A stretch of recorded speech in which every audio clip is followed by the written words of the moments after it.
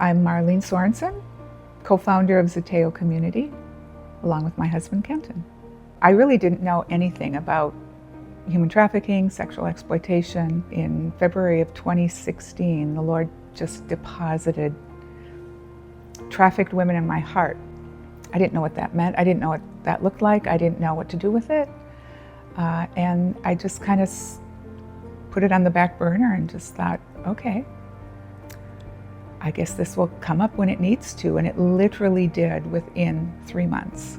I was given an all-expense-paid trip to Maui with my cousin. As I was getting ready to go, my daughter-in-law just said, hey, there's this book. I think you would love this book. I said, okay, downloaded it. The book was called Redeeming Love by Francine Rivers. And I knew that this book was meant to stir something in me deeper. And it did. My last day in Maui, I'm sitting on my bed reading the last chapter, and it was about her being rescued by a banker and his family. And they get a house, and they go out. She goes out and she helps other women that she's known who are out there being exploited.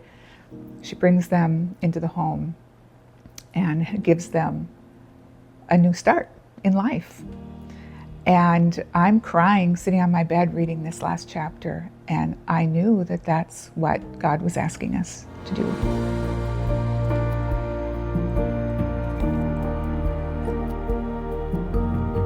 It shifted, because what I thought at the beginning was we were just going to get a house, take in a couple of women. Then I got a call from a lieutenant at the Madison Police Department who said, hey, we heard that you're talking about doing housing. Would you come down and talk to us? Went down there, and he had 3 of his detectives there. And he started telling us what's going on in Madison and what they're doing, sting operations and stuff, but they can get the women out, and then there's nowhere for them to go. And they said the greatest need is housing and programming for these women, and there isn't any. So I left that meeting, and a couple of days later, I was sitting feeling very overwhelmed, and I said, I don't know how to do this. It feels very overwhelming to me. Even though I had been learning more about it, it still felt overwhelming. I felt him just speak to my heart and say, your vision is too small. And I'm like, okay, wait a minute. I'm already overwhelmed. My vision is too small. And I got this picture in my mind of houses on a cul-de-sac, and horses, and a community house, and a garden, and an art studio. And I'm like, wow, that's pretty extravagant. You know, God, what do you really want that? And I sensed in my heart, heard him say, I am an extravagant God, and I love these women and their children.